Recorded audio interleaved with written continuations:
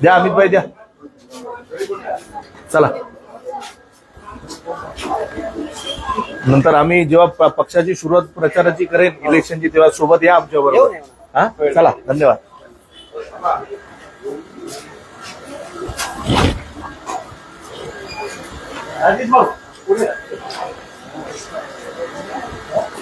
अमित मस्त